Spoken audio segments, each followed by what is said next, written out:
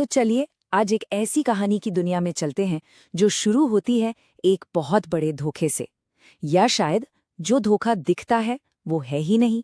ये कहानी है सलोनी नाम की एक लड़की की, जिसके साथ एक जादुई चिड़िया है और उसकी किस्मत में कई चौंकाने वाले राज छुपे हैं।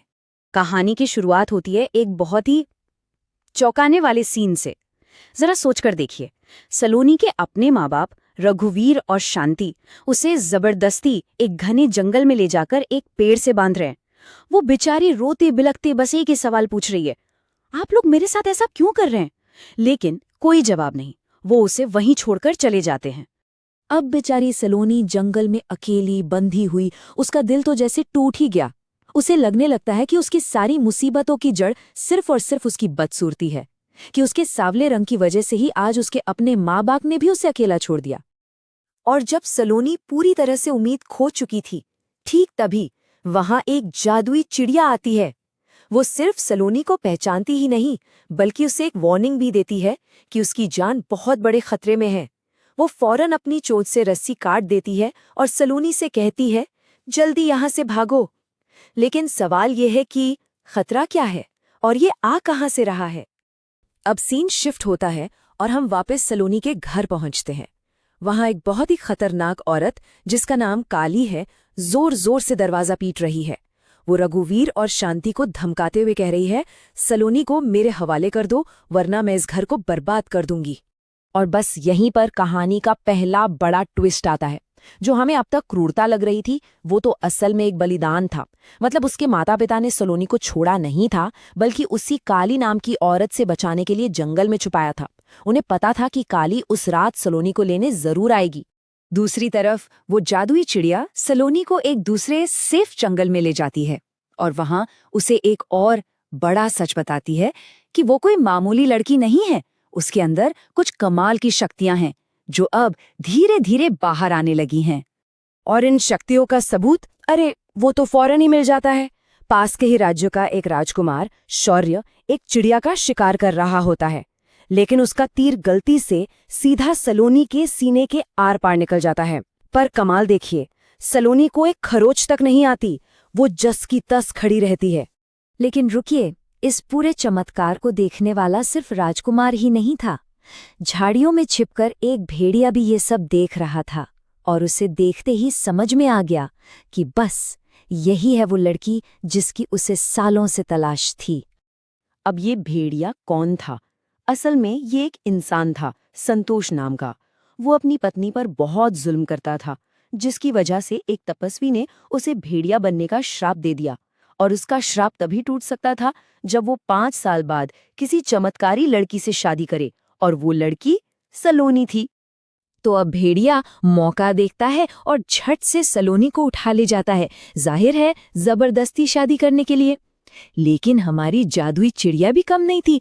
वो फुर्र से उड़कर राजकुमार शौर्य को खबर कर देती है, और राजकुमार बिल्कुल सही टाइम पर पहुंचकर सलोनी को बचा लेता है। अब सलोनी बच तो गई, लेकिन सवाल वही था, उसे उस भेड़िए से हमेशा के लिए कैसे बचाया जाए? तब चिड़िया एक आइडिया देती है कि अगर राजकुमार सलोनी से शादी कर ले तो वो उसे अपनी पत्नी बनाकर पूरे सम्मान के साथ महल में सेफ रख सकता है, और राजकुमार इसके लिए फौरन मान जाता है। पर कहानी में एक और मोड़ था। महल में स्वागत तो दूर की बात, वहां तो उनका जबरदस्त अपमान हो गया।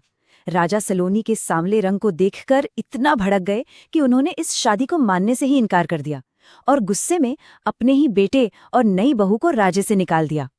तो बेचारे राजकुमार और सलोनी को मजबूर होकर वापस उसी जंगल की कुटिया में लौटना पड़ा।